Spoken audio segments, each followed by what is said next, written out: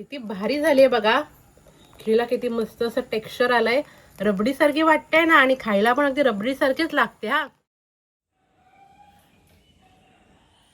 नमस्कार, मी कृष्णाई श्रीकांत गजने कुंभार. तुम्हा सगळ्यांचे मी खूप खूप मनापासून स्वागत करते.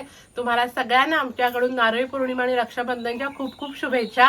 आज रक्षाबंधन आहे. आज मी दादासाठी स्पेशल असा बेत करणार आहे. आज दादाच्या आवडीची मस्त अशी मलाईदार तांदळाची खीर बनवणार आहे. मी घरात नेहमी दोन पद्धतीने तांदळाची खीर बनवते. पहिली कोकणी पारंपरिक पद्धत ती मी तुम्हाला बनवून दाखवलेली आहे. तुम्हाला व्हिडिओ पाहायचा असेल तर लिंक डिस्क्रिप्शन बॉक्स मध्ये दिली आहे. आणि दुसरी पद्धत आहे ना, मी अजूनपर्यंत तुम्हाला बनवून दाखवलेली नव्हती. म्हटलं आज रक्षाबंधन आहे, दादाच्या आवडीचं बेत आहे, तुमच्यासोबत ही रेसिपी शेअर करूया. मस्त अशी मलाईदार तांदळाची खीर बनवायला सुरुवात करूया. त्यासाठी साहित्य दाखवते. खीर बनवण्यासाठी इथे मी असं 1 लिटर दूध घेतलंय. त्यासाठी इथे मी हे बघा असे बारीक तांदूळ घेतले, 4 चमचे घेतले आहेत. तुम्ही कुठचाही सुवासिक तांदूळ घेतलात ना तरी देखील चालेल. साखर घेतले, केसरच्या काड्या असं दुधात भिजत ठेवलेल्या, म्हणजे खीरीला रंग अगदी सुंदर येईल. खोवलेलं ओलं खोबरं, इथे काही सुकामेवा घेतलाय, काजू बदाम पिस्त्याचे असे काप घेतलेत, मनुका, वेलची पावडर, तूप, एवढंच साहित्य. 1 लिटर दुधाला 4 चमचे तांदूळ पुरेसे आहेत. भरपूर असे तांदूळ टाकलात ना खीर अशी खूप घट्ट होते. एवढ्या तांदळात मस्त अशी खीर तयार होते. सगळ्यात पहिल्यांदा आपल्याला तांदूळ आहेत ना चांगले स्वच्छ धुवून घ्यायचे. हे बघा इथे मी तांदूळ असे स्वच्छ धुवून घेतलेत. आता एका मिक्सरच्या भांड्यात आपण हे तांदूळ घेऊया आणि हे बघा थोडंसं पाणी ओतायचंय. असे 2 चमचे पाणी ओतून ना मिक्सरला आपल्याला हे वाटून घ्यायचे आहेत. एकदम अशी पेस्ट नाही करायची, हलकेसे तांदळाचे कण असे राहायला पाहिजेत. असे दरदरीत आपण हे वाटून घेऊया. म्हणजे एका तांदळाचे ना 2 ते 3 तुकडे असे व्हायला हवेत, असे आपल्याला हे वाटून घ्यायचे. एकदम पण जाड ठेवायचे नाहीत, एकदम पण अशी पेस्ट नाही करायची, असे एवढे ठेवायचे. हे बघा एका बाजूला दूध पण गरम करत ठेवलेलं, दूध पण असं गरम झालेलं आहे. आता आपल्याला ह्याच्यात ना बारीक केलेले तांदूळ टाकायचे आहेत. आणि हे मिक्सरचं भांडं आहे ना थोडंसं पाणी टाकून धुवून घेऊया. असं व्यवस्थित आपल्याला हे ढवळून घ्यायचंय. आणि तांदूळ आहेत ना आपल्याला दुधात चांगले असे शिजवून घ्यायचे आहेत. फक्त मध्ये मध्ये ना आपल्याला अशी ढवळत राहायची, म्हणजे तांदूळ आहेत ना तळाला चिकटतात. म्हणून व्यवस्थित असं ढवळत राहून गॅस मीडियम करायचा आणि सगळे तांदूळ या दुधात ना व्यवस्थित आपल्याला शिजवून घ्यायचे आहेत.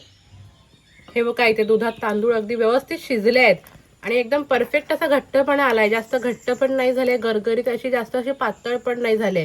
हे बघा अशी एकदम परफेक्ट झाले. हे बघा तांदूळ अगदी मऊ शिजले आहेत. आता आपल्याला खीरीत टाकायची साखर. तुम्हाला ही खीर ना किती गोड हवी आहे त्या अंदाजाने टाकायची. साखर व्यवस्थित ढवळून घ्यायचे आणि पूर्ण अशी दुधात ना विरघळवून घ्यायचे. साखर विरघळली. आता बाकीचं सगळं साहित्य टाकूया. दुधात भिजवलेलं केसर,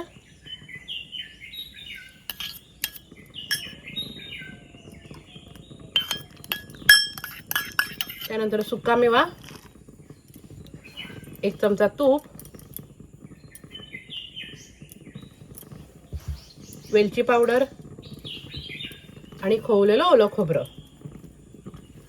ओलं खोबरं तुम्ही टाका, खीरीला अगदी मस्त चव येते.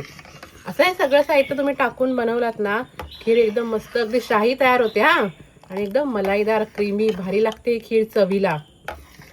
आता गॅस कमी करायचा आहे आणि 3 ते 4 मिनिटं पुन्हा ही खीर आपल्याला शिजवून घ्यायची आहे.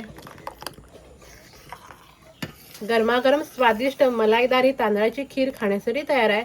किती भारी झाली आहे बघा. खीरला किती मस्त असं टेक्स्चर आलंय. रबडी सारखी वाटते ना आणि खायला पण अगदी रबडी सारखीच लागते हा. तुम्हाला नक्की आवडेल ही खीर.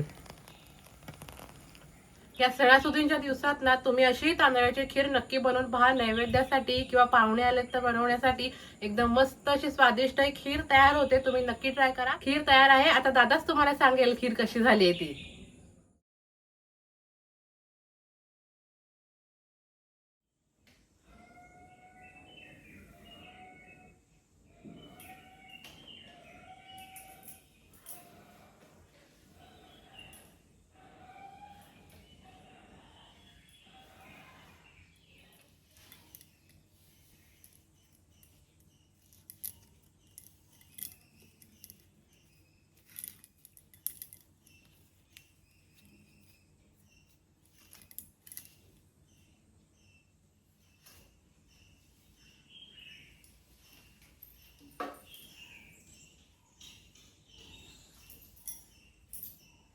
आज तुझ्यासाठी मस्त अशी तांदळाची खीर बनवली आहे तुझ्या आवडीची. हा